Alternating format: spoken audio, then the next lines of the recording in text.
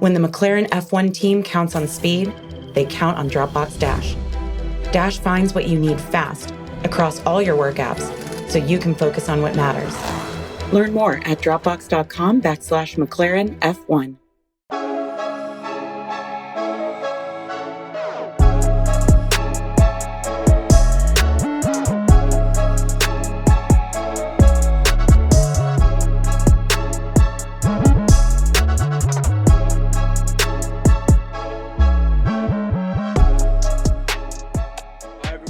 Back to the social media derby. We've got a very special Arsenal transfer podcast today.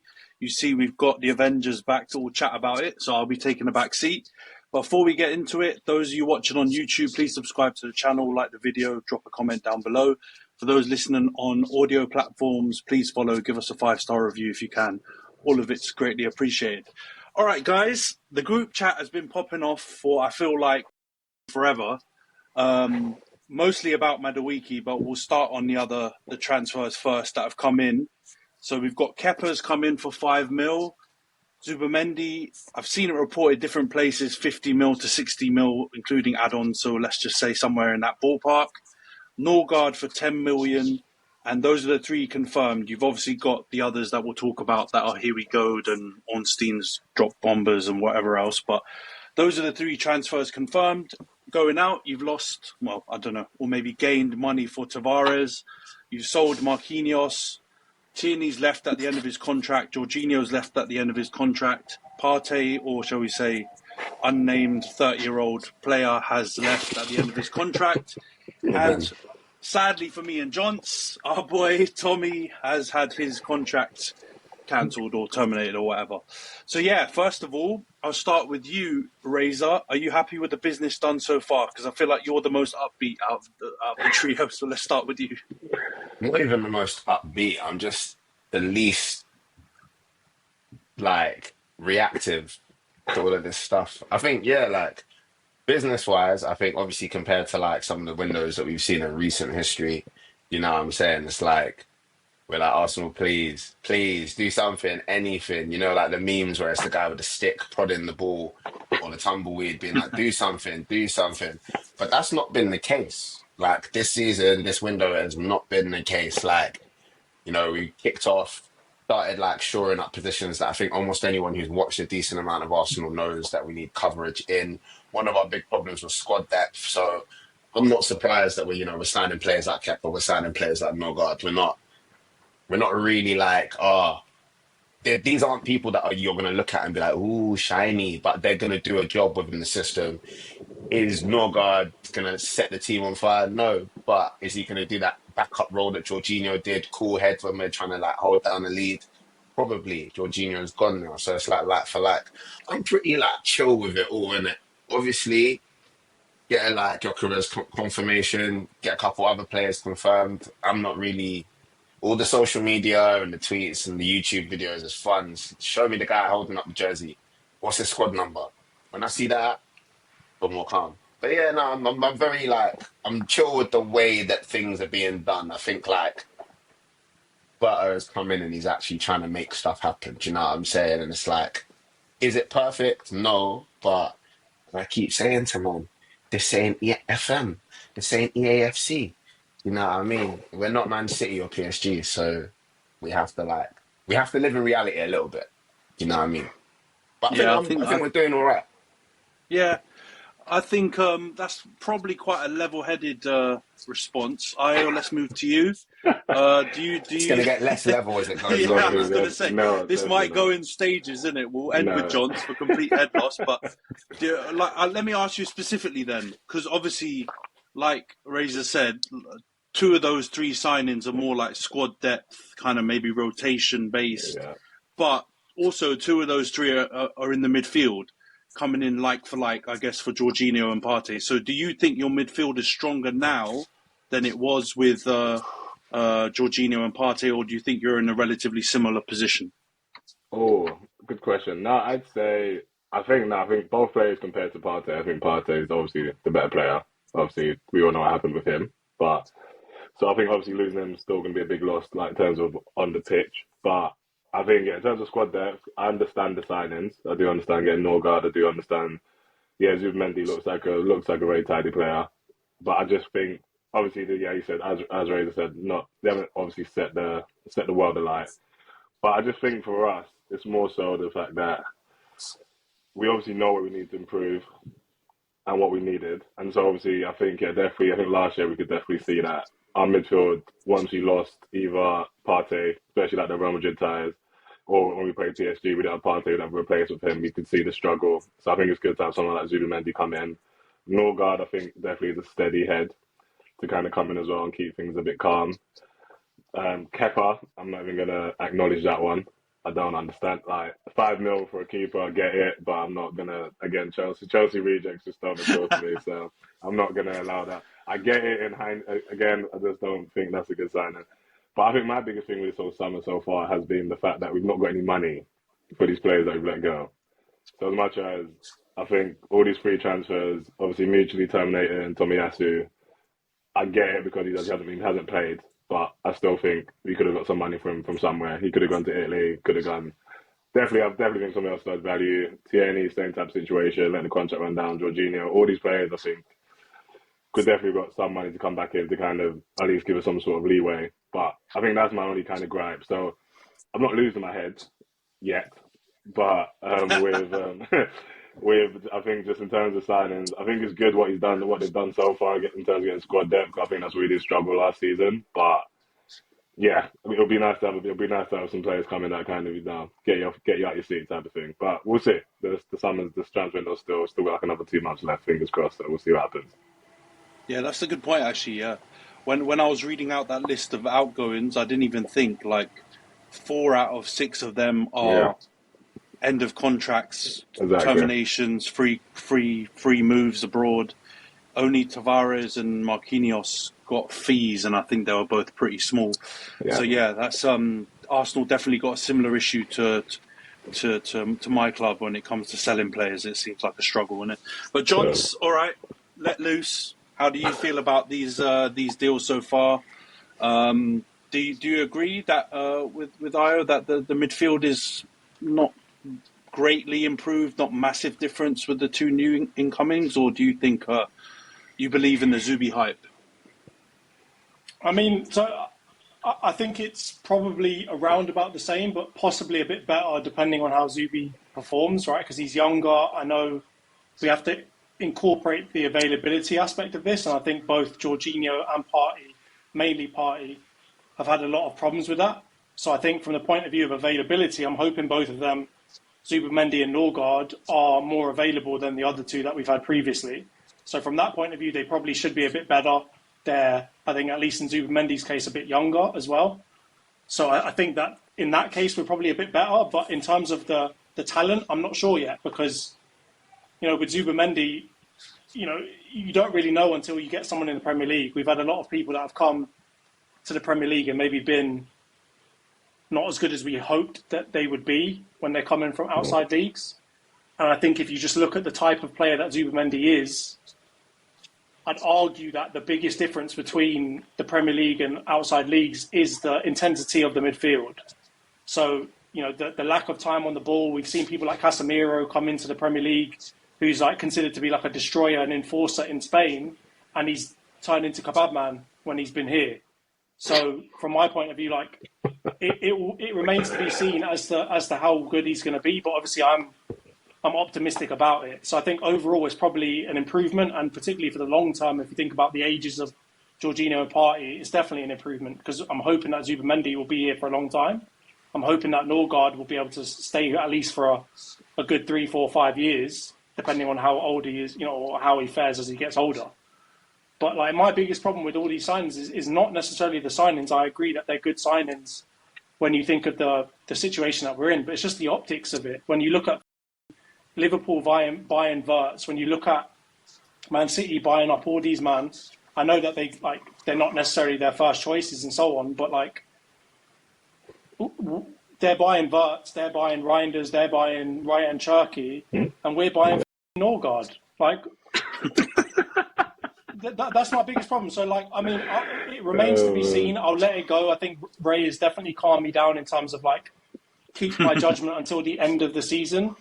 But I mean, like, yes, 5 million, 10 million, they're not two big sums. But when it comes down to, like, it might be 5 or 10 million being the difference between us getting a good striker or a good left winger and getting a one.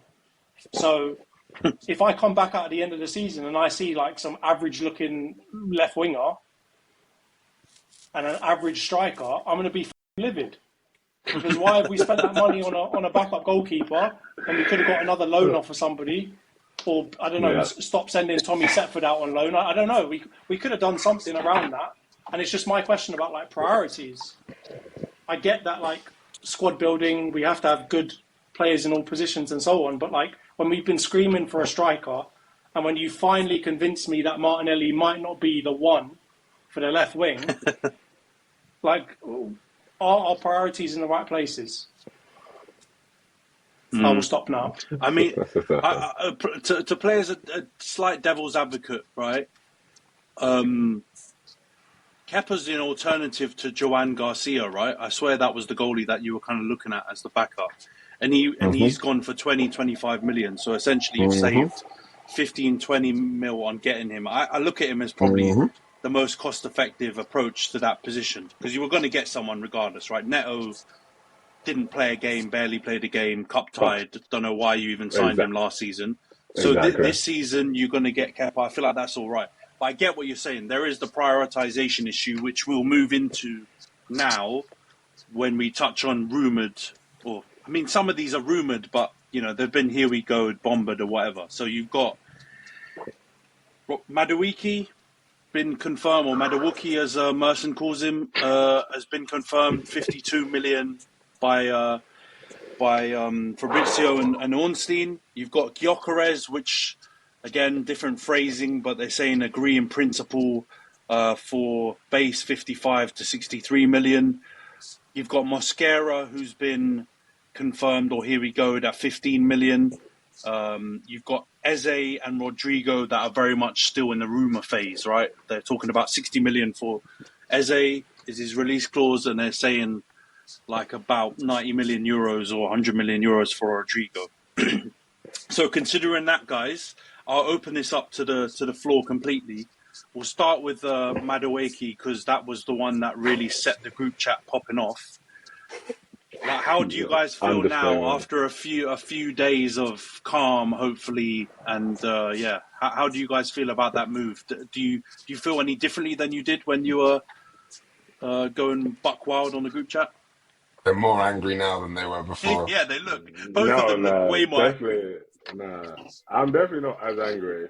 As I said, my problem with Madueke isn't like his talent. My problem is the fact he's coming from Chelsea. Like, that's always been my gripe, is the fact that I just don't think we need to keep helping Chelsea in their balancing of their books by signing their. Obviously, he's not a reject, but he's also not there. He's not someone that they consider worthy of being their team. So I think that's always been my gripe. Like, I think he might have talent, and he could turn out to be a good player for us. But I just think spending 52 million on a backup, which is okay, obviously going to be a backup to Saka, we hope. But also, I think the fact we're just helping Chelsea again in their quest to, because they're going to be competing with us this season, no matter what we like. So no matter what, like, it's not going to be the same Chelsea from last year.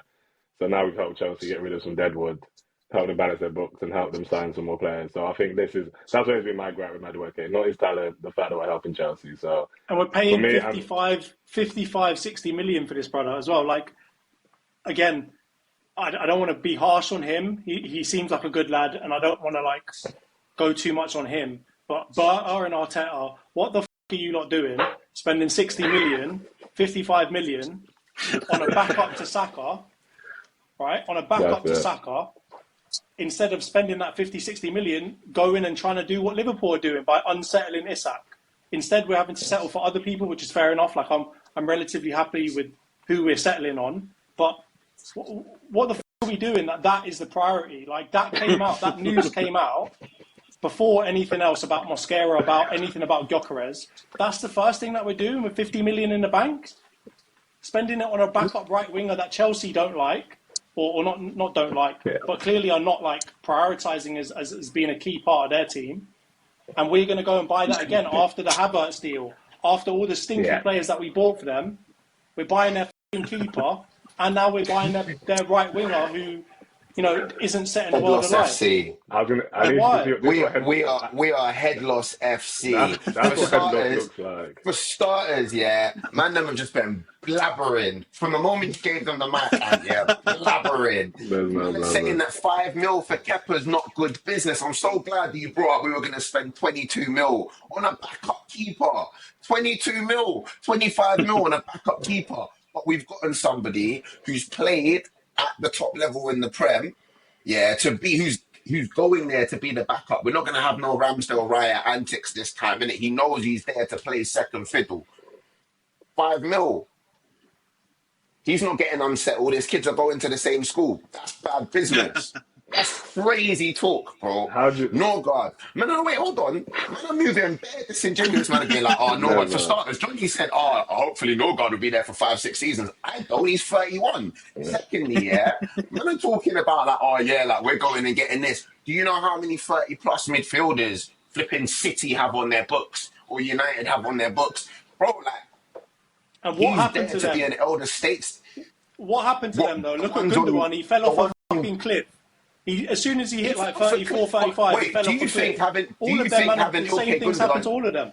Can I ask you a question? Do you think having Gundogan in the Man City dressing room, talking to brothers like Cherky and Doku, do you think that's a net positive or a net negative for the squad overall? Of course it's a net positive, but we're talking about Norgaard. Thank you very much. Man. You're not comparing Norgaard to Gundogan there. You're not comparing Norgaard to Gundogan. Not to Gundogan. No, it's not about winning, though, in this particular situation. In this particular situation, we need maturity. We need what was Arsenal's one of the biggest problems last season, apart from injuries? What was our biggest problem? Discipline. How many red cards did we get? How many silly yellow cards did we get? Cool, PGMOL, but like, could our players have been more disciplined? You're bringing an international captain who's captain aside, knows what it takes to bring it. We're not starting fucking Norgaard, bro. We're gonna bring him on when there's 20 minutes left. The games that we keep losing control of. You know what I'm saying? Man are talking about, we're spending 50 mil on a Saka backup. How many times have we been screaming, begging Arteta to bring Saka off? That's fair, but not from Chelsea. Madueke plays right wing. He plays left wing. Yeah, he can play as a second striker. For me, squad depth is so important. Brother in the world. No, I'm just telling you where he's played. I've only seen him play right wing for Chelsea, but Noni Madueke, he's not Nicolas Pepe, He's not someone from another league that we don't know. This is an English player. Man's been playing England under 23s. Like, they've seen him. Do you think the scouts haven't seen Madueke play before? Do you think they only just started watching him when he got put into the Chelsea thing? And the other thing about the Chelsea thing is Chelsea is the gulag. I keep saying this. Bro, man can't... The only comparison I'll accept is Havertz in it, because it's like similar in terms of age and whatever. Or not age, but like we've bought him and we still expect him to be a core part of our first team, to do stuff in and around the first team. Man are comparing him to David Luiz, bro. David Luiz was a grandfather when we signed him, bro. He's geriatric, bro. It's completely different. You're putting your emotions about Chelsea ahead of looking at the team and the player that's being signed. So you're telling me we couldn't buy a Saka backup for less than 50 million? No, I'm not telling you. I'm asking you, who is that Saka backup? And we talk about Prem proven. I'm not saying Prem proven because the example I always use is Alexis Sanchez. Was he Prem proven when he went United and stunk up the gaff? He was Prem proven. This is Arsenal. This is Arsenal pod. Sorry, boss. Straight. For me, it's not about being Prem proven, but he knows what it takes to play in the Premier League. Yeah. So you add that, you add the age, you add the fact that you're buying from local and places in the league rivals. Bro, we're helping them. And they bought him for 30 mil. This whole helping them, bro. At what point in the past 6 years, Chelsea wanted to buy a player and not bought them?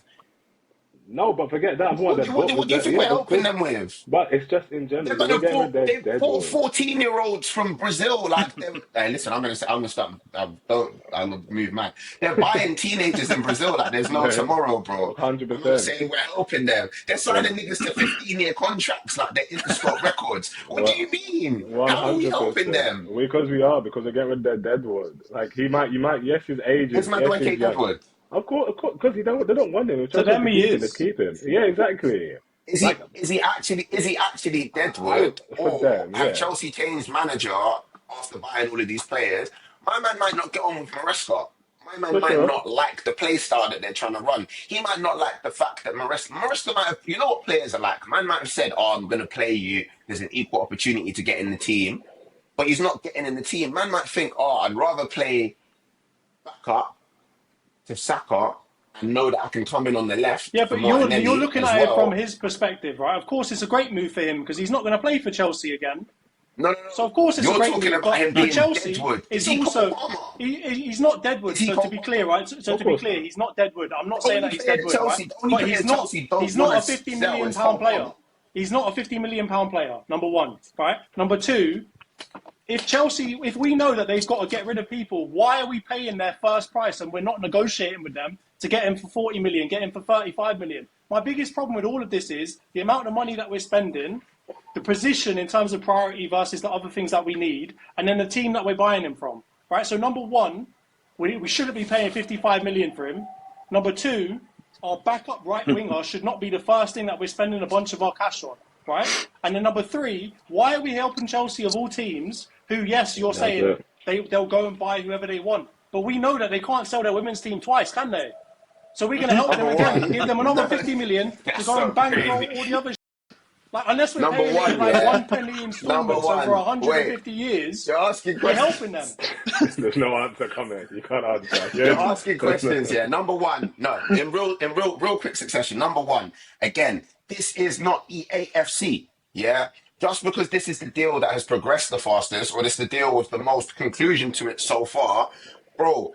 Every single day, these leaks are online talking about Gyokeres. They've been doing it for over a month, 2 months now, innit? Like, that deal is still ongoing. It's just obviously a more difficult deal. And I understand Yuki decided he wanted to blow up the spot and he was like, I'm not coming back. You either sell me or you're going to have to fire me because I'm not coming back. Of course we're going to sit there and go, do you know what? Yeah. 70 mil is looking a bit crazy in the light, bro. It's looking a bit funny in the light, man. Run it for 60, bro. Run it for. We can do that. So We've now got the negotiation skills leverage. come out. Now you No, turn because to we've Donald got Trump saying you're not leverage. Because we've negotiation. got But with Madueke, we're just like, all right, What how much do you leverage do want we for him? have with 55 Madueke? million? What Sure, leverage here do we you have go. with Madueke? But that's What leverage do we have with that's my thing. Madueke? The thing with Madueke, that's my thing is again the player himself. I get as a backup.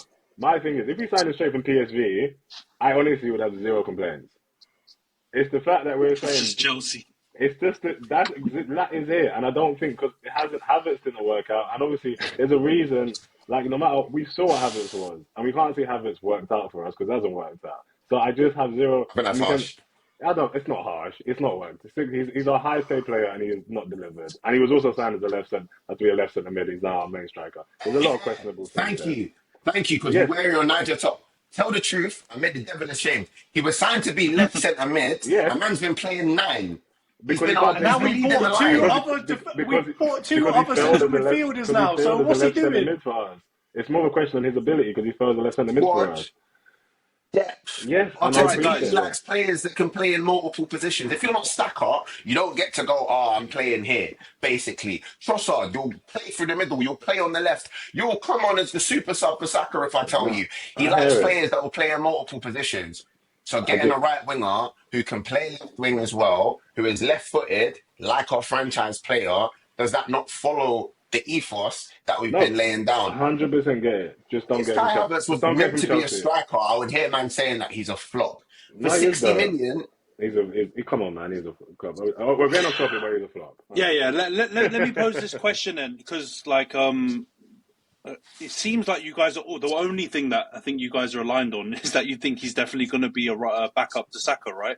The only so. thing I would ask is Madueke, if he goes through at 52 million, will be your 5th highest signing in your history, transfer fee wise, right? Obviously, that's prior to Gyokeres coming in.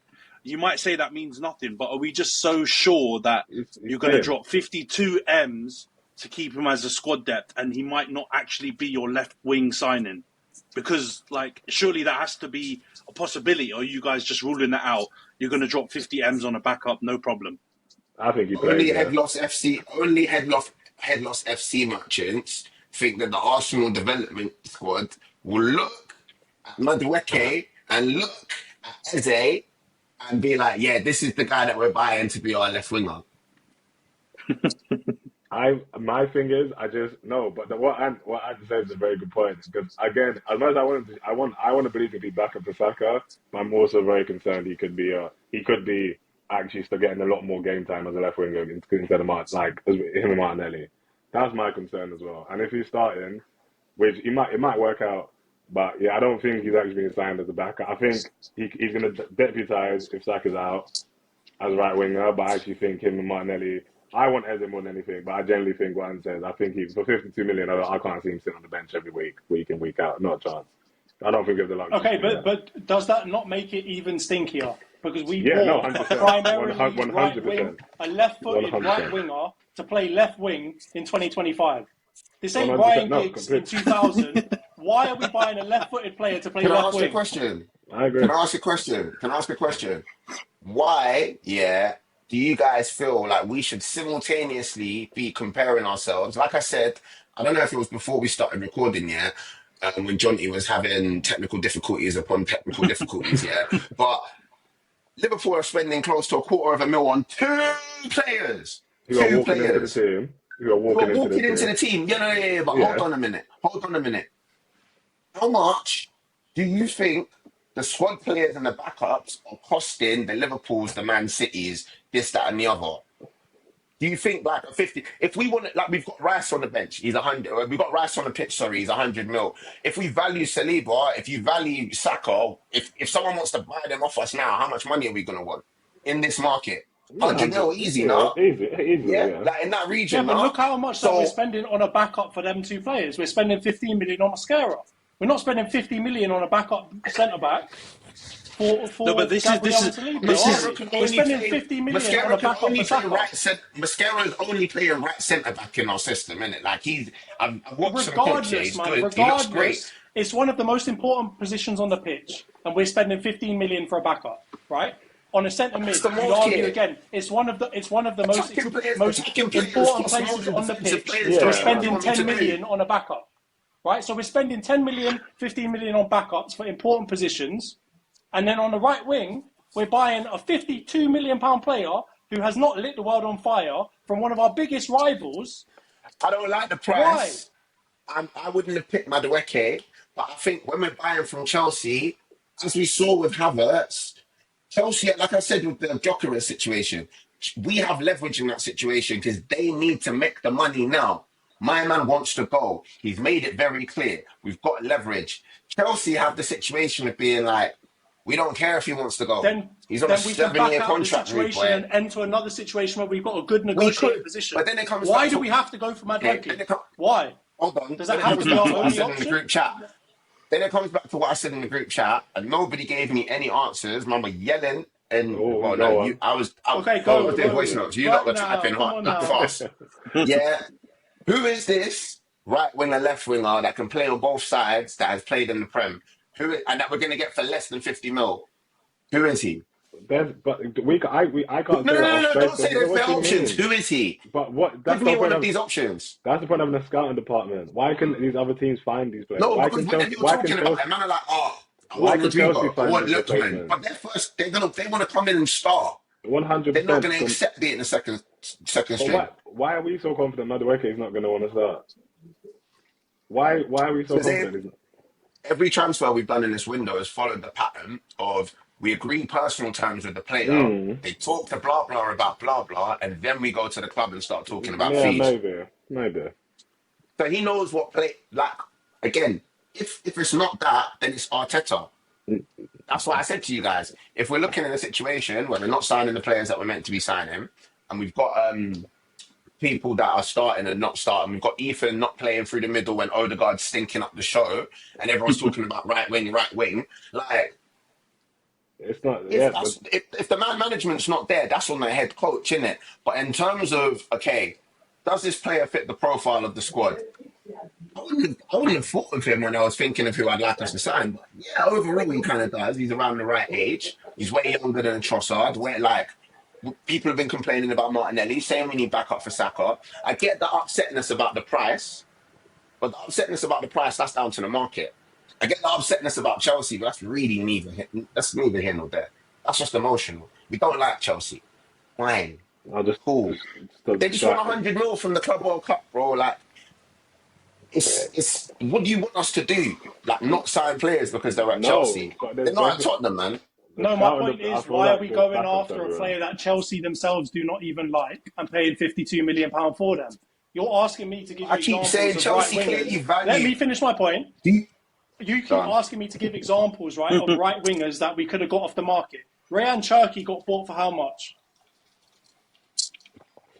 30 million, 35 million, mil, something like that. 28 mil. Okay, Yeah, right? cheap, You see Newcastle, you see all these dons that are going after their first choice right wingers and paying 50 million for them, right? Kudus, Ilanga, whoever else, right? We're seeing these amounts of money being spent on first choice, highly touted players, Ilanga aside, right?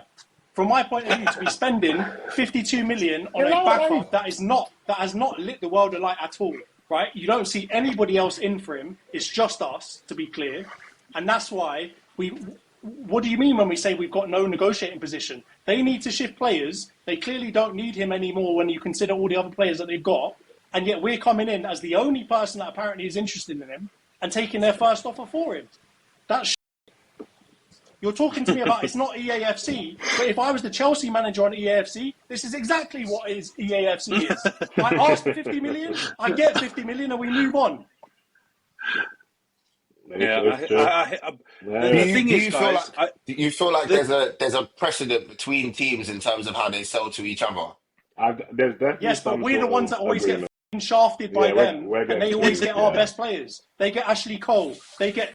I know he didn't get it directly from us. They get Cesc Fabregas. They get Oliver Giroud. All of these dons that came from us at one point, they apparently go to Chelsea and turn into the world's best players. Yet everything that we get from them is absolute. No, I just PTSD, we're talking about different Chelsea generations, signing that we've had over the last 20 years. Name me one player that we've got from Chelsea that actually worked out. Why are we talking about 20 years, John? And Jorginho, it doesn't count because he was PTSD. It's true. Jorginho doesn't count. I get it. Havertz was a flop. David Luiz is Kepa's. He could be all right, but we'll never But you know see what him the thing play. is? Like I said about this situation, yeah. I personally, I don't know in it because I don't work on that side of football media, and I don't know anyone who does work on that side of football. But as far as I know, certain man, if you think about it in the end, you might have a brethren. Yeah, your brethren comes along and he's like, "Yo, I heard you've got like PS5 games that you're selling that you don't want no more," and he's like, "Yeah. I'll do you 2 for 50 because you man are cool." Then there's that you've never really liked, but he lives on the block and you man know each other and you've known each other since primary school. Oh, I heard you got PS5 games. Yeah, £54 each, broski. £54 each, broski. No discounts. Yeah. We're the you that you don't I'm like. sorry, Chelsea don't like us, Johns. Why are we buying from them? Why are we buying from them then? Right now and talk to them. You're acting like we have to buy from Chelsea as if they're the only team. No, I'm not saying that. I'm just saying there's a certain amount of time before the window closes. Yeah, man, they want to get a certain amount. They've got a list of things. All the things that we've talked about are things that, as fans, we've all been saying we need, or that are apparent we need. We watched Kieran Tierney play left wing how many times last season? We got injured to the point where we played with 3 left-sided centre-backs in our back 4. 3 left-footed centre-backs starting in our back 4. Brother, please. We need second-string players. Chelsea know we need second-string players. We don't need to spend 52 million on them. That's the price that they set. I'm not saying... We don't have to pay it's great business. Do I think it's great business? No. But like... Okay. Them man have looked at it. Wait, one thing, Ant, before we move on, yeah?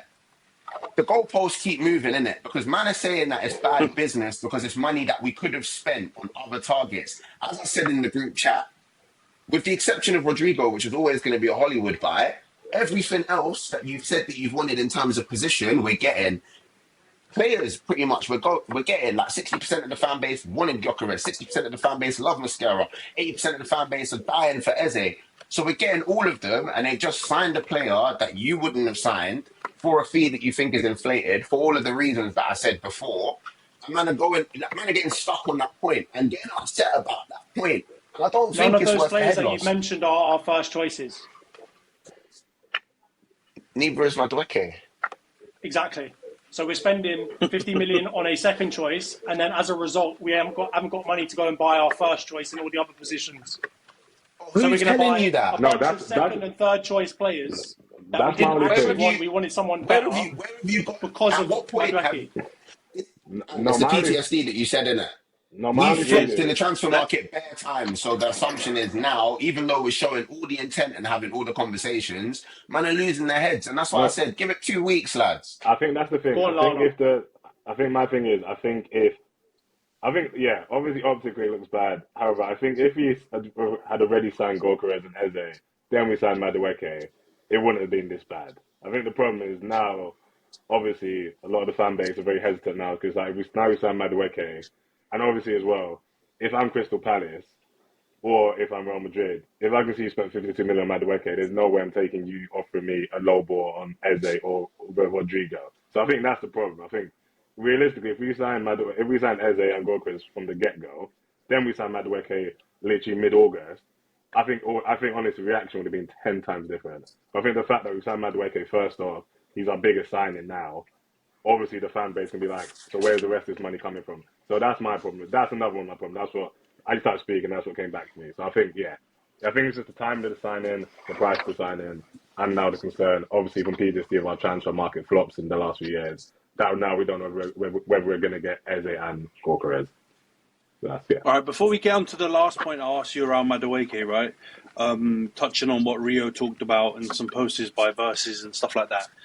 I think what you guys say makes sense, though, but I think this signing seems like a bit of a watershed moment because if you go by previous transfers, like squad player transfers, I get what Johnson and Ayo are saying.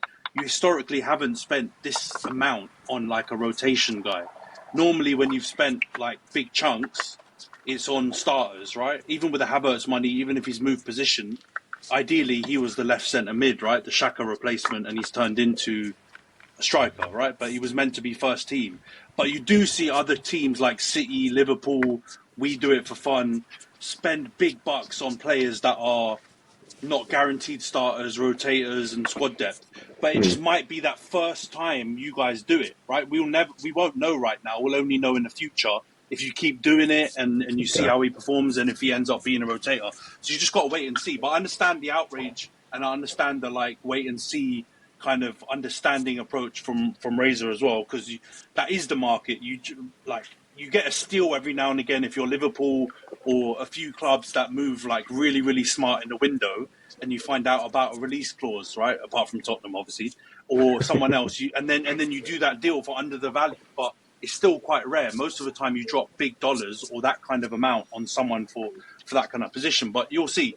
And the prioritization thing, let's be real, is super quick, clearly, because as much as you've all said Chelsea hate you and you hate Chelsea, the guys in the boardroom must be like cousins or brethren or something, because every deal you do flies through.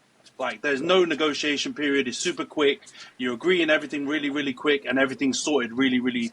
Like, I know you've bought like 10 man off them over the last 5-6 years, but still, it happens really quickly. So I think Razor's point on why it's happening before the others is probably true. Like, Gyokeres is doing up Guantanamo Bay, and he's struggling to get out of there. That deal is always going to take forever, and the other ones all seem like quite complicated negotiations, right? Whereas this one, like John said, it was a bit of a FIFA thing where you go into the boardroom and you say, how much do you want for Madueke? They say 50, you say calm, and you've done the deal when he's holding up the shirt in 5 minutes. But you have to wait and see. He hasn't held up the shirt. We haven't announced this. Both of you have just said, if the club had said this first or done this first, it's not the club, bro. It's Ornstein and Fabrizio and all the wannabes in it. And I hear it in it, but like, the club's getting the negative sentiment. Like, I've seen people like, I know this is very trivial, yeah, but the club's posting about like our women's Euros players doing well and that.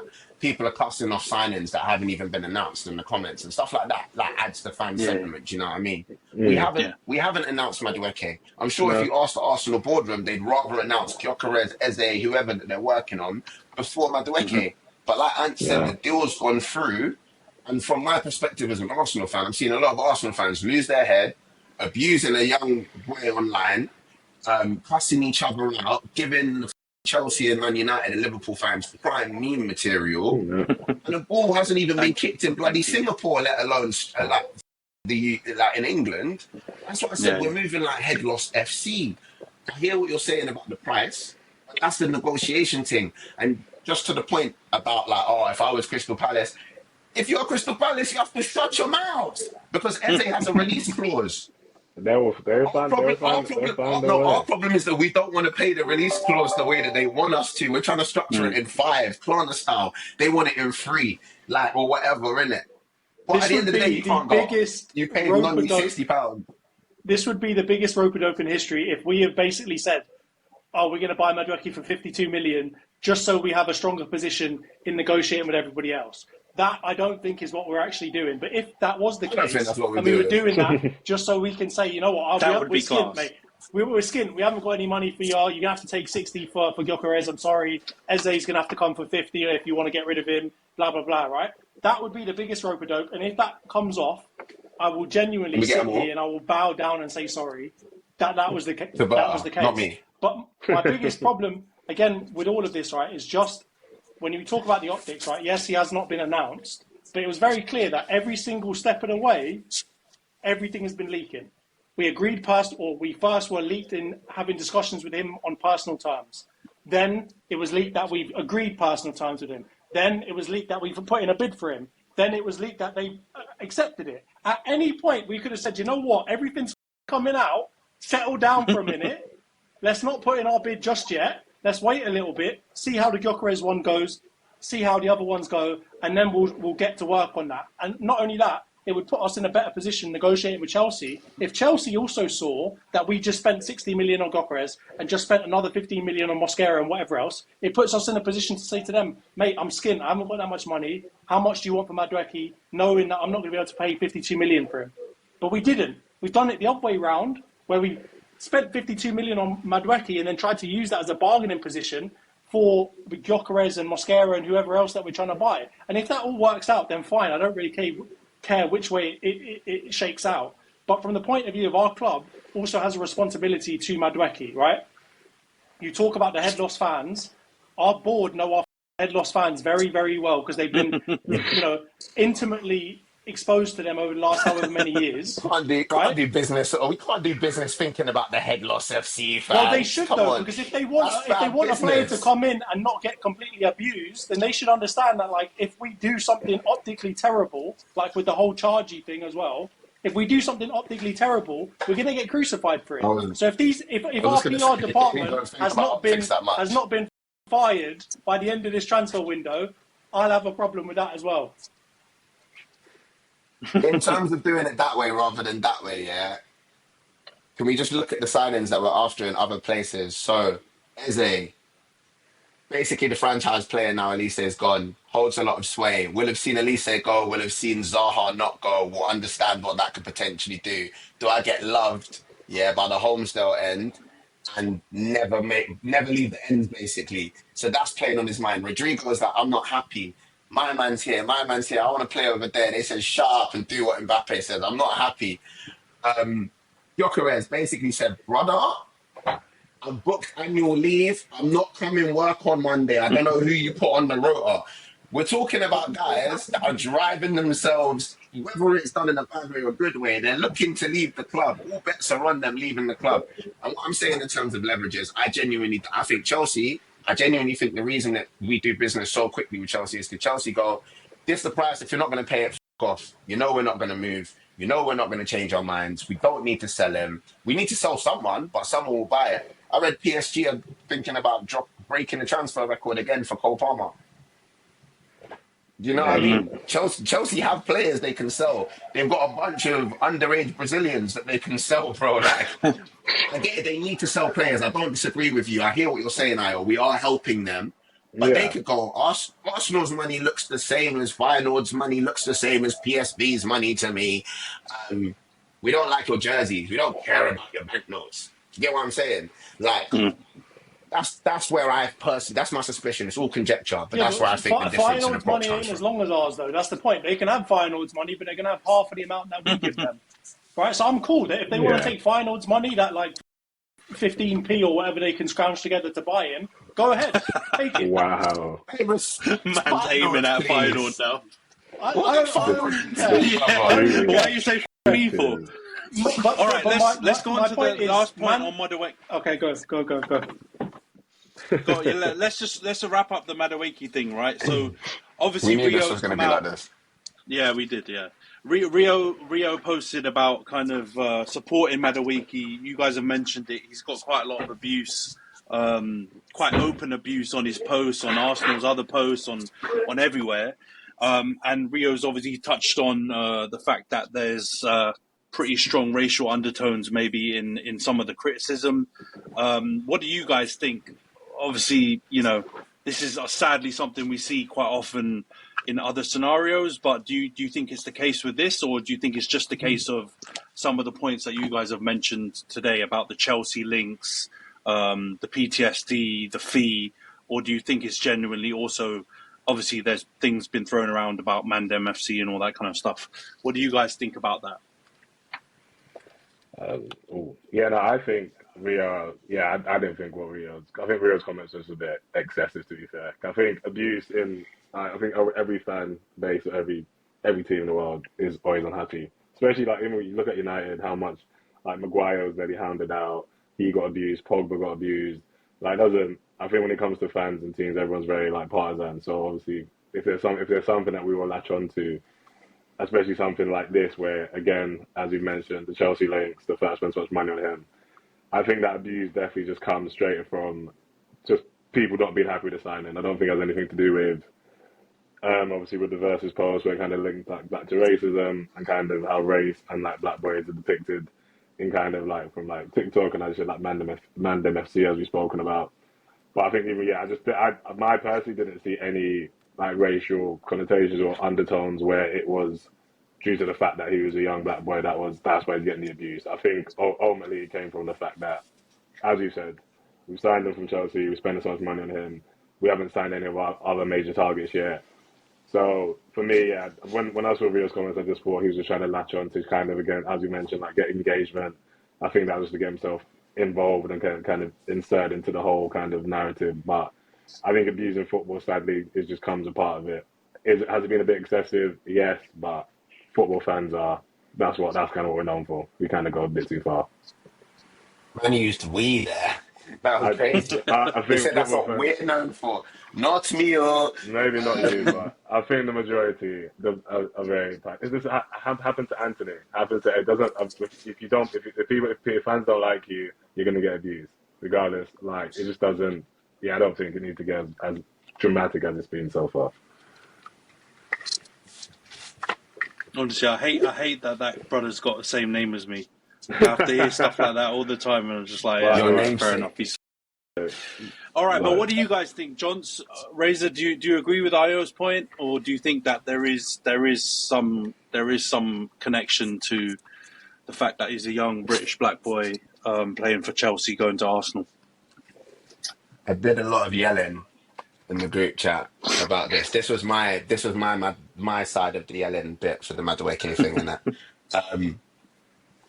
Not unlike Ayo, but very different to Johns. I have actually calmed down since. And you know what? Yeah, it's GCSE history approach, nature, origin, purpose. I feel like the nature of the statement, I agree with the sentiment, yeah, and I agree with the purpose with which Rio was trying to say it for, to be supportive of Noni, innit? But then you got to think about the origin of the source of the material. Rio Ferdinand is not anyone that we should be going, respectfully, is not anyone that we should be going to for any kind of enlightened insights on any nuanced part of society. Do you know what I mean? Like, the only time I feel like spoken out like in a conclusive way, and I've been like, yeah, is when it was about his own brother. Do you know what I mean? So I'm not saying that as shade on him, innit? Like, it shouldn't be black footballers' problem per se to like deal with the racial elements of this. But I think, like you just said, like, he's a black British boy, and you know, as people of colour that grew up in the UK will tell you, innit? Like, you're English, you're British, and until you're not. Do you know what I mean? Innit? Like, and it's like, I think that feeds into everything, innit? Like, and just like you're saying, Anthony got abused. Harry Maguire has gotten abused. You know what I mean? I just think the angle of the abuse and the vim and the vitriol and the way it's been conducted has obviously been done through a racial lens. You know what I mean? In the sense that the same people would probably abuse Declan Rice, but they might make unkind comments about his partner Partner or or say something. stuff Yeah. about like his social upbringing, his class, and this, that, and the other. Do you know what I'm saying?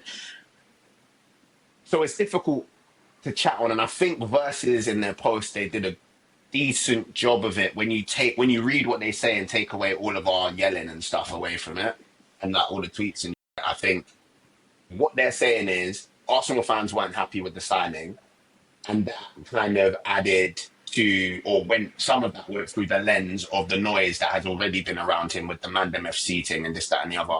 And that's what, bro, for me, it's like, why is Declan Rice rapping along to Vibes Cartel and whoever else? Like, oh, Declan Rice, Noni Madueke, oh, he's so cool, he's so cultured. How come, I was about to say something there. How come when we're doing, when we do them things, yeah, it's mad. Do you know what I mean? Or it's like, oh, Mandem FC, or oh, he's not focusing on ball, he wants to be a roadman, he wants to be a trapper, and we've seen it. We've seen it with, even when we look at some of our players that get love for how they conduct themselves, obviously Bukayo being one of them, do we think people still hate on Bukayo, people still racially abuse him, and he's the trope of the good black youth? Yeah. Yes, man. No, man. He's got his full Nigerian name there for everybody to see. He talking about Jesus in the interviews, but they'll still do these things to him. Do you know what I mean? So is it a problem that Noni wants to rap and wants to wear bling in his ear and wants to have his hair in a certain way? Listen, for me, the racial element, like everything in life, comes back to that. And if you're black, if you're living in the UK, if you're a person of color, and it's getting worse with the politics that we have across the world, innit? But I was a bit like, you know, I'm being nice to Noni. And then I calmed down a bit. And I think somewhere between the two is fair. But yeah, like I agree with Ayo in the sense that like Rio probably, I don't want to say he was like using racism for engagement bait. And I want to believe that Rio is better than that. But I just think he was misguided and maybe emotional. And football makes us emotional. And all these things make us emotional. So, Yeah. Yeah, John, I mean, do you agree? I assume. I think it's a nuanced issue. I think the number one thing is like it's very clear. You know, obviously I'm not black, so I can't comment specifically on a black player's experience, right? But it's very clear that within the UK, we don't like a certain model of a player, right? It's the rapping thing, it's the wearing bling, it's the showing off your wealth, it's the doing this, it's the apparent lack of focus on football. It's all this stuff, right, that contributes to what I believe is, what I think like a racist trope around if you do any of those things, you're trying to be black or you're trying to do this or you're trying to do that, right? Which is generally not looked upon in a good way when it comes to football or anything in the UK culture, right? Whereas if you look at like certain Asian players like Ji-Sung Park, Son, whoever else, right? They fit into this mold of what I think white English people want a player to look like, which is really, really hardworking, wears their heart on their sleeve, doesn't say much, is all about the game, blah, blah, blah, blah, blah, right? Yeah. And so when I think when you add all of that together, what I admitted to, I think in some of the chats that we've had is, do I think the reaction to Madueke signing for Arsenal is entirely racially motivated? No. But I can only obviously talk from my experience as the fan that I am, not necessarily all the wastemen that are on Twitter, the people that are like faceless and nameless, that are chatting absolute breeze all over the place. But from my experience, like I know I'm not angry about him because he's that type of player or because he's black or whatever else. I'm angry because of the things I mentioned earlier, right? So I think that's my, I guess, viewpoint on how he was received. Do I think we've gone over the top in other ways? Yes, I think it's generally bullying. When you look at like Brennan Johnson, the way that he was treated as well for no apparent reason, where he had to deactivate his Insta and all this other stuff, when he actually ended up being probably one of their most prolific attackers the whole of last season, I just feel like from my point of view, like the bullying has gone too far, right? So my anger, you know, it's misplaced towards him at the beginning when it shouldn't be. It should be fully on Arteta. It should be fully on Bert, or it should be fully on whoever's decision it was to buy a £52 million backup from our biggest rival. But do I think that like the racist tropes and all of the BS that comes out in the media constantly, like when they did the thing about Raheem Sterling having like a a tattoo of a gun on his leg, and everyone was chatting breeze about that in the Daily Mail or whatever else. Do I think that has affected possibly my view on how good he is as a player? Yes. I don't think it can't at this point in time, because it's just so constant from every angle. It's so clear that a lot of media, a lot of the traditional media, have a very clear viewpoint on those types of players, that it probably has affected me in a negative way to think that he's better than he actually is, right? And if I think about it, I haven't seen him put in absolute stinkers. No, but anyway, but like, I don't know. No, I'm not talking about Sterling anymore. He was atrocious for us, but he's past it. He's been playing since he was like 16. Like, I need to give that man a break. But anyway, my point is on Madueke, like, has he actually put in like visibly horrible Antony-like stinkers when I've been watching him? No, I haven't seen him put in stinkers. I've seen him not pass when he probably should have. I've seen him and Nico Jackson try and beef over who's taking a penalty. I've seen him do decently all right in terms of like his goal return, assist return, and whatever else. But I definitely haven't seen him be like the Cole Palmer of that team. So when I think about it, like, I probably shouldn't be overdoing it and saying like he's a terrible signing, whatever else, because he's not. He's a decent player. I think he'll be a good backup. But my point still stands about the fee that we're paying for him and the team that we're buying him from. So obviously it's a nuanced issue, but I do think race has come into it in terms of how we have rated him as a fan base and as a country. But I would say the immediate reaction to just buying a £52 million backup right winger from Chelsea, it could have been any average winger from Chelsea that we bought over the odds as a backup right winger, we would be livid about all of it. Like, if I'm trying to think of like an average Chelsea right winger that we could have bought from past times where we would have a similar reaction. I can't think of them, but you know what I mean. Like, if you bought Mudryk, let's be honest, if you bought Mudryk right now, the head loss might be the same, if not bigger. You lose it because he's absolutely pony, right? So I get it. I would be with you, man, if we were buying Mudryk. We wouldn't be having this podcast if we bought Mudryk. I would have just cancelled my membership. But I will. Obviously, like John's, can't speak 100% with authority on anything around the racial kind of conversation around Madueke. But yeah, I think it's hard to separate it from any aspect of life. So because of that, it's probably involved in this scenario. But yeah, Rio versus whoever's kind of getting involved in the conversation, I think it's just like, it's a protective element. A lot of our fans do it with like Rashford as well, where, all right, most of the criticism for Rashford, as far as I know, has been because he's been, and because he hasn't worked hard, and because he's been indisciplined as fuck, right? But there will still be people out there that will, because of, Ayo mentioned the Pogba situation, Martial, and like times where that racial element has been really prominent in some, and like xenophobic element has been really prominent in the abuse. People are very protective over Rashford. I get it, and I think with this Madueke situation, it's probably like a little bit more like that. And what you guys are saying is true. It's more like the other elements have caused most of the outrage, right? But I guess you can never know. But let's wrap up the Madueke chat. We've spent ages on it, which I knew was going to happen anyway, right? Let's quickly just talk about Gyokeres then, right? Because as time of recording, we're talking. It hasn't been confirmed, but it says it's agreed in principle, and the transfer tap-in dons are all saying different things, right? You bastards. But there's also, I'll show your parade a little bit now. There's rumours that Liverpool are in for Isak for 120 M's. So if that Isak deal goes through, are you guys still going to be doing up Bane settings or what? Like, you still happy with Gyokeres? I'm going to be doing that one, mate. I'm going to be gutted. I'm going to be gutted. Oh, I think it comes back to disappointment with the club. I think it comes back to disappointment with the club there, to be honest.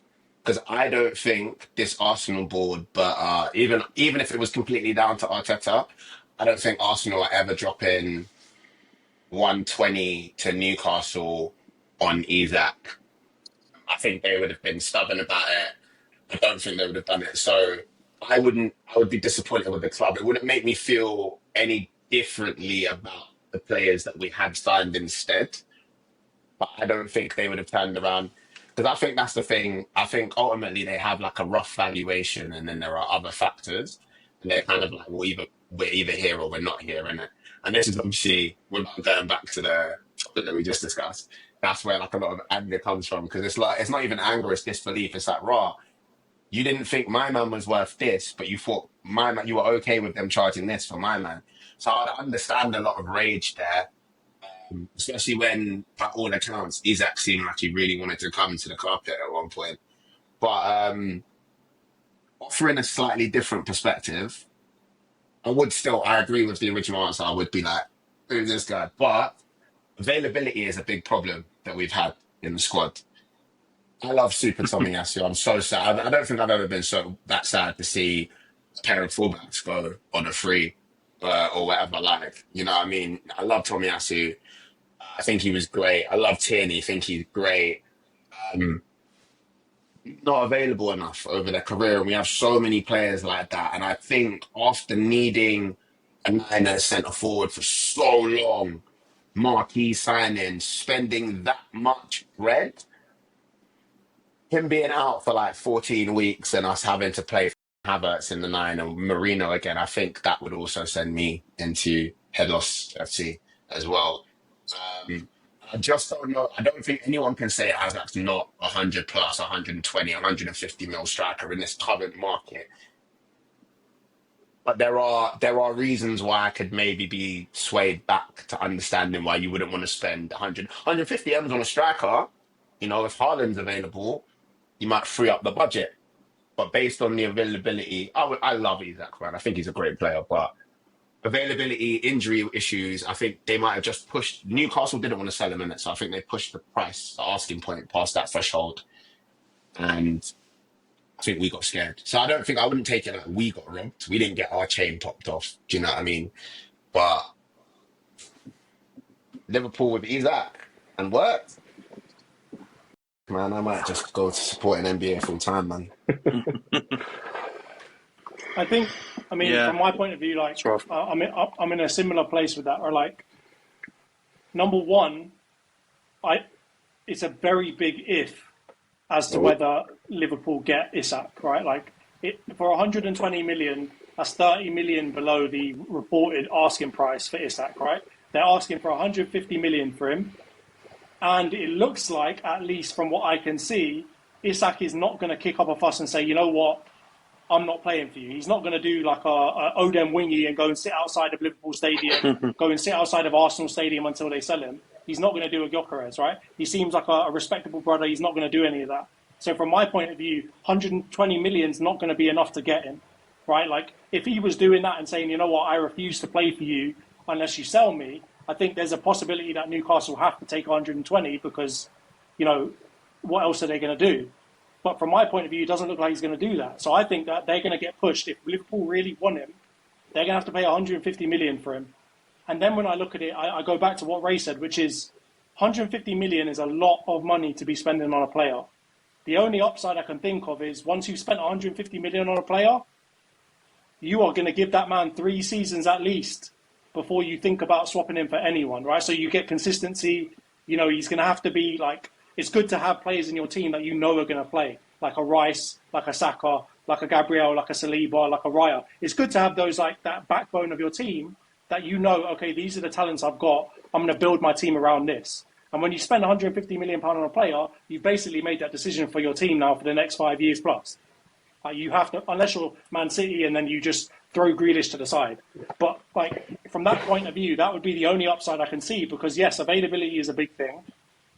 Just the fit, you know, like you never know if he's actually going to fit into our team. We're a very different team from Newcastle. They play a very different type of football that we do. They also play against teams that play a very different type of football than the teams that we come up against, right? It's mainly low block FC. We're not giving people the ball for 60% of the game and saying, you know what, I'm going to break on you. We don't really have the players for that to do that anyway. So it's a very different type of talent that Isak's going to have to really break through. Am I saying that he doesn't have that? No. I think actually of any striker on the market today, and even though he's not really on the market, I think he's more equipped to do that than Haaland. He's more equipped to do that than most players just because of how good he is on the actual ball and technically when it comes to striking it, making space and so on and so forth. But from my point of view, like 150 million is a very big risk. I also think it would severely limit what we would be able to do anywhere else as well. Because I think that Newcastle not only going to ask for 150 million, they're going to be asking for a large chunk of that up front. Maybe not like 100 million or whatever, but they're going to be saying, you know what, you've got to give me 50 million up front, and the rest maybe we can talk about instalments, which is a big, when it comes to PSR, that whole instalment thing and the Chelsea thing that they do and amortizing it over 10 years and whatever else, that seems to be the key to all of this. And I know that Newcastle are not going to be like, yeah, we'll take 20 million now and then you can pay the rest of it over the next 5 years. They're going to be saying, pay me my money right now so that I can go and unlock my position to go and buy Ekatike or whoever else.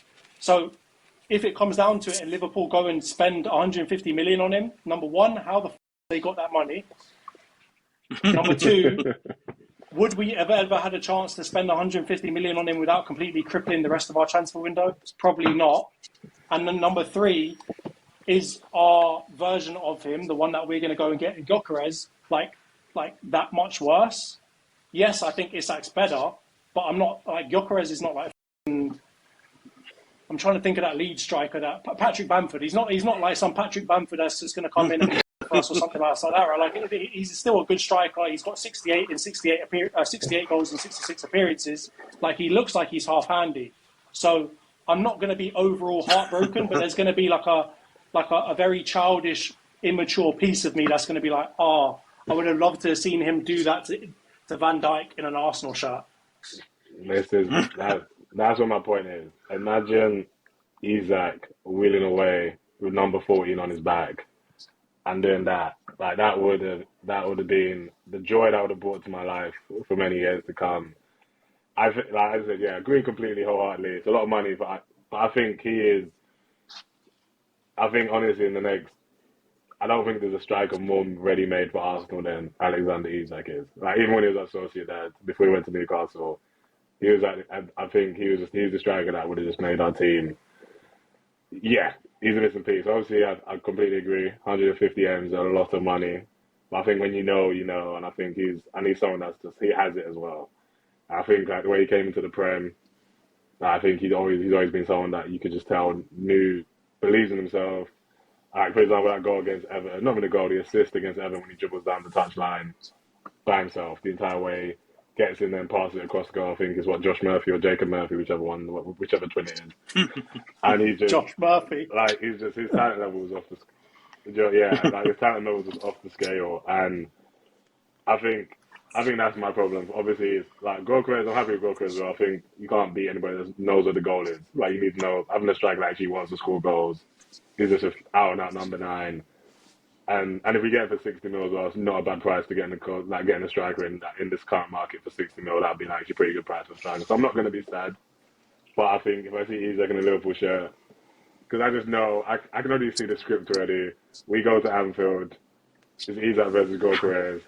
Isak's grabbing a hat-trick against us for some reason. I don't know why. He always scores against us. Yeah, exactly. This is what I mean. And so I already know what's gonna happen. The head loss FC again will come out that game because it'll go straight back to this is why you should have signed Isak over Gyokeres. And understand, and you know what? I'll be in that head loss FC. I would be one of the people tweeting that exact same thing, saying this is why you signed Isak. As much as I'd be happy with Gyokeres, but it will be tough to see. But I get why we couldn't have gone for him. But it will definitely, I think Isak should have been one of our first signings, like, even before he went to Newcastle. I think he was ready-made. And I think he just looks like Henry. And I just imagine him that number 14 shirt on the back of his shirt. And yeah, it's gonna hurt a bit if Liverpool do manage to, like, time. If they get him for 120, I will be back in Headloss FC permanently, by the way, because if he does end up saying, you know what, I'm not playing for you, I want to go Liverpool, and as Ray said, he's expressed interest in coming to us previously, and we could have done arguably the same thing for him. Then I'm going to lose it. If they spend 150, like, all right, cool, whatever, 150. But if they're spending a 120 on him, and Newcastle just have to say, you know what, I'm going to take it on the chin because he doesn't want to play for us anymore. Then I'm going to lose it because, like, we 120. If we had saved, let's say 20, 30 million on our backup right winger, we could have entertained that. I knew exactly where this was going. Yeah, I knew exactly where it was going. It all goes but back to Madueke. even at 120, I think if you're saying Gyokeres plus, I think, do you know what it is? I don't even think it's about the price that Liverpool could or couldn't get him for. I think it's what we do with the comparative amount of money, because we've shown that we're on spending money in this window. Like, we've gone out and got players that should help the team up, but is it like that marquee landmark signing? I don't think. Nah. Apart from like the rumors around Rodrigo, and obviously the need for the number 9, I don't think. I think Gyokeres is filling a role that we need necessarily, rather than being a superstar that's coming to the team. And it's like, maybe if you look at the money on a board and you're like, right, we got this guy, this guy, this guy, this guy, this guy, and this guy, for the same amount of money that we would have spent on Isak. As much as I love him, as much as everything that Ayo said, I completely agree with. I think we should have tried to get him before. We should have got him before Newcastle got him. We should have got him when he was like just leveling up at Newcastle, before they got the Saudi money in. Yeah. If you type in Isak's name on my Twitter account, it's literally just me begging and crying, like in the Arsenal account, complaining when we play Newcastle when he bangs a goal against us, just being like, this should have been us. Yeah. But So you're saying like, that only at the end when of the we day, do Del Boy mathematics will this look good? I don't think it's Del Boy mathematics to be like, all right, cool. In this window, Liverpool spent 130, 120, 140 mil, whatever it ends up being if they get him on Isak. In this window, Arsenal spent 140 mil on Zubimendi, Mascara, this was like, do you know what I mean? Like, it could get a bit Del Boy-y because you could choose to include Madueke as part of that, for example, as opposed to other players. Do you know what I mean? It's all objective, isn't it? But I think overall, like, oh, man, like I said, I watched Kieran Tierney go and play left wing for us multiple times last season, innit? Like, for It's me, really squad stuck with depth, Razor. bro, because I love Kieran Tierney, bro. I love him, but I'm at the Emirates. He's not a left winger. I'll put it Confused, that way. fuming. Why are you bringing on KT? No, it's You true, took it's off true. a goal threat for Kieran Tierney. So for me, squad depth is screaming at me. And even people are being like Ethan, you know, Eze, like these are players that I'm really excited about, because the way that we play, it will open it up more, I think, and we'll have more options. We're getting some of the stuff that we didn't have. And as much as I rate Isak, I think having that across the team might be better squad building if we're chasing what we're supposed to be chasing. So I want to pull you up on that right, because you made an interesting point there, and I want to get Anthony's opinion on this first, and then the rest, right? If you are Liverpool, if you are Man City, you know, I'm not even going to include Chelsea in this, even though they're going to run round this year saying that they're world champs. For the next 4 years, they're probably going to say they're world champs with that little gold badge on their shirt and all that, right? But if you're one of them, Anthony, and you look at our signings, I wish. Do you look at them and do you say that's a signing to get you to the title? Like, You know any what, of the yeah? signings that we are outside of Rodrigo, because that's like probably the furthest one away. But like any of the other signings that we've mentioned today so far, the ones that have gone through and the ones that are rumored, do you look at them and like not scared necessarily, but do you look and think, oh, that's a team that's real serious about winning the league next year? So there's 2 transfers that, for me, stand out or don't follow that trend. I guess the fees do, but the type of player and the hype around them doesn't follow the trend. Rodrigo's the obvious one. You guys mentioned it already. That will be like a Galactico type, run it back, Ozil, Aubameyang type signing of years gone by where you've gone big, yeah? The other one is still Gyokeres, because remember, guys, don't forget, we're talking Gyokeres and Isak now, but the Isak links for you guys have died off massively. It was Gyokeres and Sesko forever. And if you'd have got Sesko, then I would say your signings look very TIFO, you know, the Athletic, TIFO podcast, smart signings type players, right? The ones where they've done Moneyball and looked at stats and said this is the right player to get in, and not the ones that are going to really appease the fans, right? And I compare that with Liverpool's signing. If they get Isak, then they've gone the complete opposite way. They've got Isak, one of the best strikers in the league. Verts, one of the best cams, young cams in world football. They've got Gyokeres, one of the best left backs in the league. They've got Frimpong, one of the best right backs in world football. And they've got that Georgian youth in goal that's been one of the best goalies, right? Or young goalies. They've gone complete opposite direction. So I would lean towards, obviously, being uneducated, going for those big names, right? But we've seen bare examples where that TIFO smart sign-in type squad building can get you really far. And I would argue that majority of your squad building up until now has been along them lines. Rice aside, you guys were angry about Ben White. Razor brings it up all the time, but he's ended up being a good sign-in. Ramsdale, before Raya came on the scene, you guys really liked him, right? Apart from a couple of gaffes. Even the Raya sign-in, a lot of these ones are not like, they're not earth-shattering names, but they've ended up building you a really strong squad. So with that context, I wouldn't rule you out, but I definitely would say Liverpool are clear, and I would probably even say City's signings look arguably a bit better, if not pull them back closer to you in second place with what's done with those guys. If you got Isak, and you got the Rodrigo, then I would say Arsenal are about it next season, and you know first place should be what you're aiming for. So I don't know, man. I think if I was an Arsenal fan, I would understand why being a little bit underwhelmed by some of the signings. If you see Liverpool doing a madness, it makes sense. But I would just be a little bit more optimistic, maybe that these signings could be really smart ones that are going to go under the radar. And how are you feeling about the Madueke signing? If you're a rival fan. No, I mean, I think, who was it? Ayo saying that you guys have created memeable content. I love it. It's been amazing. I mean, all the like graffiti on your artwork, like people saying Arteta out because of this. People have lost it. You've seen pinned chats where people say get Arteta out because of this transfer.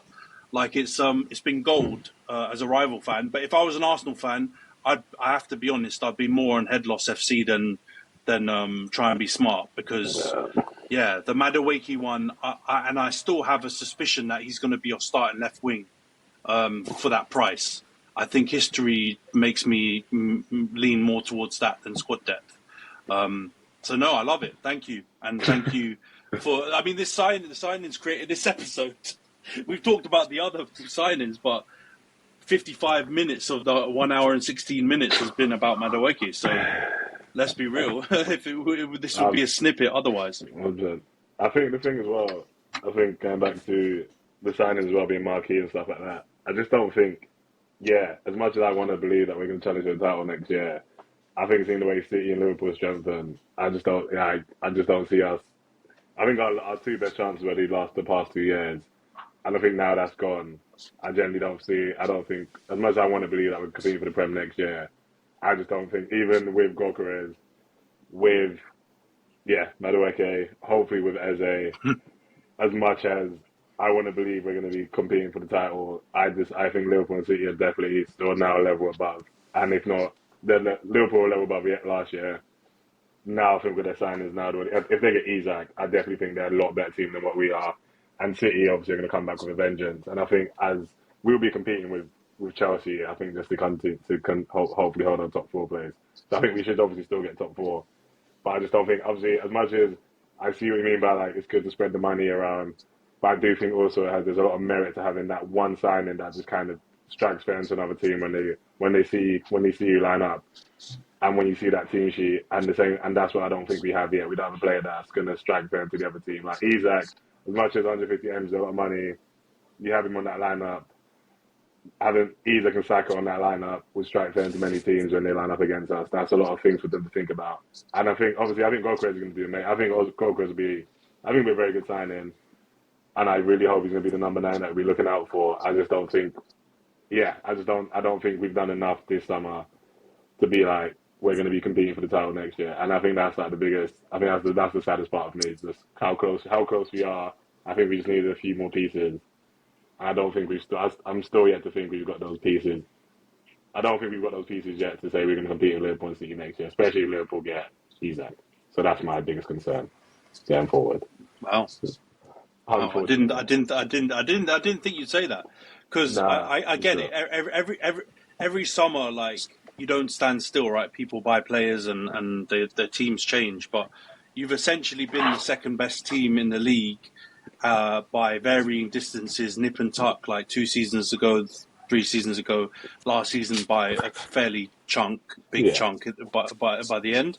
But by the sound of it, it sounds like you're going to take steps back, right? So surely, if you don't finish second or higher, or that is a step back, right? I guess unless it's a 3-horse race separated by a couple of points in the last game, then I think maybe there's some merit in, or the idea that third could still be progress or staying similar. But that's a lot of pressure, man.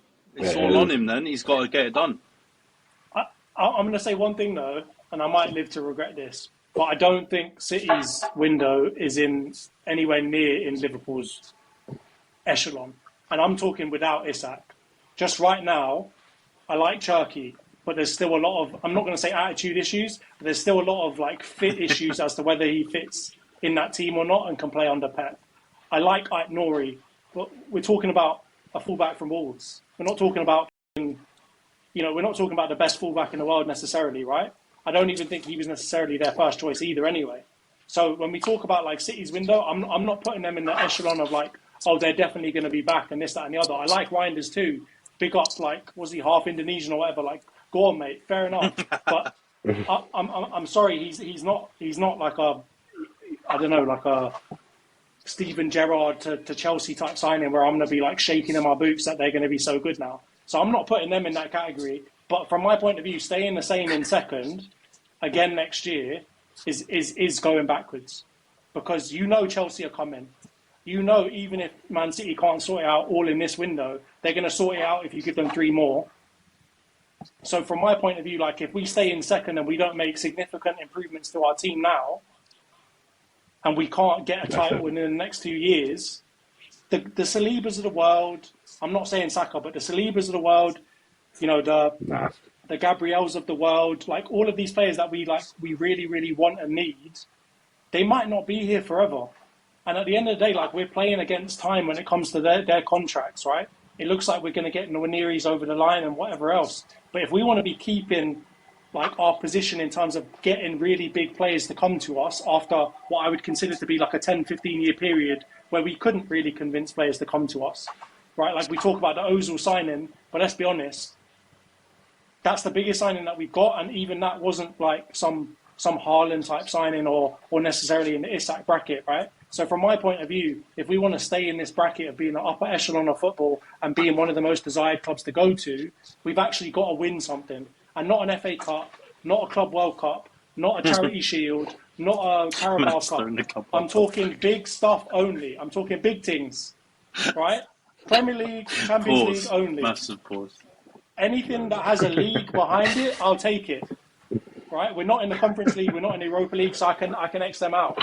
But if it's got a league in the second part of its name, I'll take that. But that's what we need to have to be able to keep Saliba, to keep Saka, to keep all of these other dons. Because if we rely solely on loyalty, I'm sorry, there's no loyalty in football anymore. So these guys are eventually going to look elsewhere if we can't get it over the line. And that's my biggest worry about our signings. They're good if Liverpool were doing typical Liverpool things from last year and the year before. But now Liverpool are on Galactico, Real Madrid, Florentino Perez settings. We need to be doing a bit more. So I'm happy with Gyokeres. I think he could bang. And if we've got to bet on all of these players to overperform versus how much we paid for them, I feel like that's a risky decision to make. It's mad that I can agree with you both so much in terms of what you think about this season and what would be a step back and what would be a thing. I'm just confused about as I said, past 2-3 seasons, consistently been the also rans, the runner up, the bridesmaid, whatever you want to call it. But these are teams with the players that we've been talking about being unconscionable. Do you know what I mean? Doing that with Ramsdale between the sticks, doing that with Havertz or Marino as your top choice for number 9. I don't know, innit? I think Isak is the tipping point. I think, as Lorna said, if Liverpool get Isak, then I think it makes the window look very exactly unbalanced. You know what I mean? Without that buy, I'm not like gonna be here and be like, oh, I don't think we're gonna be in contention again. Like you take one of the best defensive sides in like Europe's top five leagues. We scored like a ridiculous amount of goals from set pieces. Like our set piece takers are still there. Our Gyokeres coming in, like, is he a factor? He's not really an aerial threat, but like, it wasn't like so Marino was banging the headers from corners. And anyway, it's our centre backs that were doing that. It's our Yeah. DMs and stuff like that were crashing the box. So I think in terms of the way that we play, I think we're in a good position to build on what we've done. And I agree with Jonty in the sense that like City. I think City are a little bit confused, you know. I think they're actually just like, right, we need to get back to where we were, and they're dashing the money about. But it doesn't have the same, I completely agree with Jonty. It's not giving the same feels as Liverpool being like, yeah, you like that Florian you? Teching him. Gyokeres, you think he's wavy, right? Teching him. It's not giving the same thing. And I think Ryan Shirky and Pep is problems waiting to happen, to be honest. So I think City might have a bit of a mid-season meltdown. I don't really worry about them as much as like Chelsea and of course Liverpool. But yeah, I think Isak going somewhere else in the Prem. I think wherever he goes, it's going to tip the balance. Do you know what I mean? If he's not coming to the carpet, the best place for him to do would be the best place for him to go would be to fuck off. Go somewhere else. Go Madrid. Yeah, go Real Madrid. Bayern. I don't care. Like, just go somewhere else. Don't be here, innit? Exactly. Because it's definitely going to switch the balance, innit? And if it's not in our favour, I don't want to hear about it. Like, I think if Newcastle keep Isak, yeah, Liverpool have made some good signings. It's not worrying me particularly. Like, they were the best team in the Prem last year, innit? So for me to be more worried about them, they look comfortable winning the league last year. Do you know what I'm saying? For us to be more worried, you know, okay, they replaced their fullback who can play a sat-nav pass from anywhere on the pitch with a fullback who'll probably actually defend. You know what I mean? Like, they're not gonna have somebody like Vert starts, but who does he start for out of their midfield three? Who's dropping out? You know what I mean? Who's getting less game time? It's like it's interesting, but it's not like terrifying to me. I think when you add Isak, then it becomes like, allow it, man. It looks good on paper, right? It looks good on paper, right? The Liverpool stuff. Like I'm like we mentioned before recording. Like I'm gonna be watching Bert's like a hawk for everything he does wrong and then pointing it out. And I think old Frimpong's gonna struggle because I actually think defensively he's not that great, but he'll do a lot going forward. The Gyokeres one is the 30 one. Like we've seen him, we know he's going to absolutely slap. But if a left back ends up being your best signing of a window, normally that means your window hasn't gone the greatest, right? But yeah, I hear you. It's going to be tricky. So let's wrap it up before we finish. Though we talked about Gyokeres a little bit, but it was more about the Isak stuff. What's an acceptable return for him this season, right? Regardless of what happens with Isak, regardless of what happens with other signings, what number, you can do GA if you want to be a little bit shook and don't want to just give me goal stuff. But if you just want to give me goals, what's an acceptable, GA for strikers, that's some chem stuff. We have to keep goals, right? What's acceptable? What's an acceptable return for you, man, for Gyokeres? Feel free, anyone. 15 to 20. I'm a madman, you know. I was going to say 20. I want 20. Yeah. Like, I think I just don't think. I don't think though that we spread goals around a lot. Like if you think of like our key periods with like Saka scoring quite a lot, Martinelli scoring quite a lot, some of our midfielders scoring quite a lot. I don't know if we're the type of team that has like a 25 goal striker. So I think 15 to 20 is, from my point of view, for the amount of money that we're touted to be able to buy him for, I think that's reasonable. I think he actually gets 20. Not easily, but I think he creates so many chances, and I think that's the first time we're going to have an actual striker. And so I think if like we saw Marino, like the fact Marino could get goals up top for us, I think it shows that we create chances. And I think now we actually have a striker that's going to be in the box looking to get goals.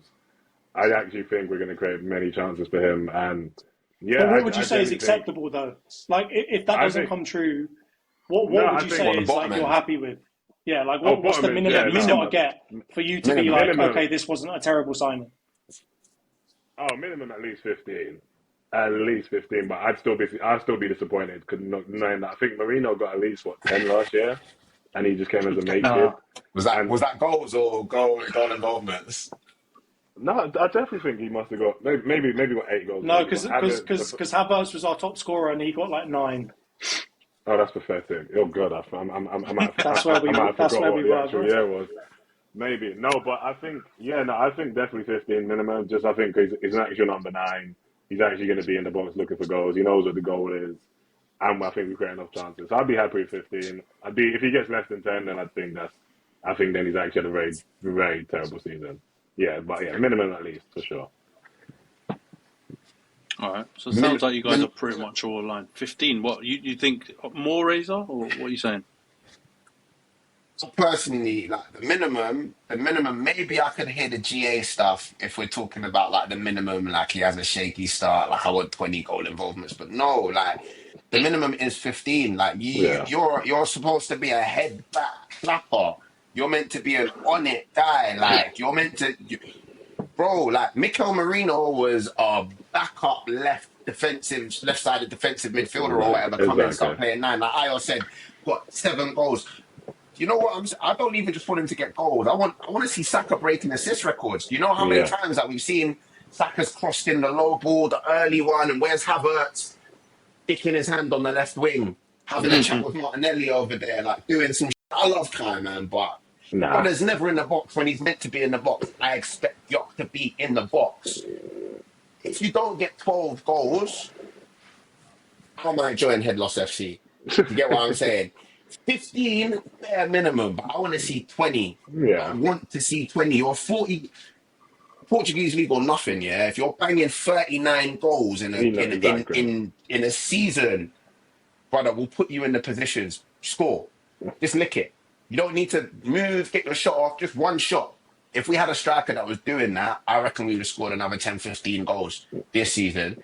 My man is them 10, 15 goals. Yeah. Honestly, I will come back and start screaming Arteta out if my man finishes the season with like 9 goals. That's me spray painting murals outside the Emirates, bro. I'll go nuts. I'll go nuts. In my mind, that's the only way he doesn't. The only way he doesn't hit 15 is if Arteta fucks him up and he does something with the system. Because I get it, he scored 39 or whatever. I know a bag of those are penalties, but you guys, like you mentioned it, you create so many chances which you haven't had a striker who's been able to finish. So if you put him in those positions, he should really come away with 20, like all things considered. And if he doesn't crack 10 or he's like floundering around between 10 and 15, something's gone wrong with the system. Something's gone wrong with the way they're trying to play.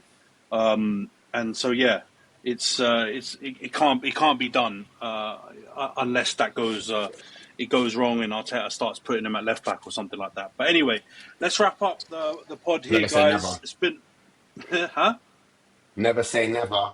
You know Arteta loves play. You know left back, right back's his favourite position to play other players in, isn't it? Yeah, it's true. Know, and the pathway to you guys just mentioned it. The pathway to striker has been left centre midfield striker. So who knows? Maybe you might see Zubi up there. You might see someone else, Norgaard, playing centre forward. Let's make a bet that Madueke is going to play fullback at least once this year. No. Did he freeze right now? Did he froze on the Madueke? You froze at the pivotal point. Okay, wait. Let's make a bet that Madueke is going to play fullback at least once this year. That is crazy. I could see it. All right, I'm not taking that bet. I'm not taking that bet. Unfortunately, I could take it, but I could definitely. There's actually a world that could happen. There's actually a world that could happen. Chargy at right back and Tierney at left back in the same game. I'm not taking that bet. All right, and on that bombshell, we'll wrap up the pod. Cheers, lads. It's been a good episode. Big love to Madueke. He's definitely gonna have like a million hits on his name in this episode and the clips. But I think you guys did a pretty good job. Not too much head loss. So I feel like the couple of days between the group chat and the recording's been Calm a good idea. Calm this down. Yeah, but thanks, guys. Thanks, Johns. And Thanks, at least we Ayo. don't Thanks, support Razor. United. There you go. Oh, yeah. It could always be We'll worse. have one of these versions. We'll have one of these versions with the United fans. Don't worry, soon coming. Cheers, guys. Take care. Cheers, everyone. Love, brother. Thank you.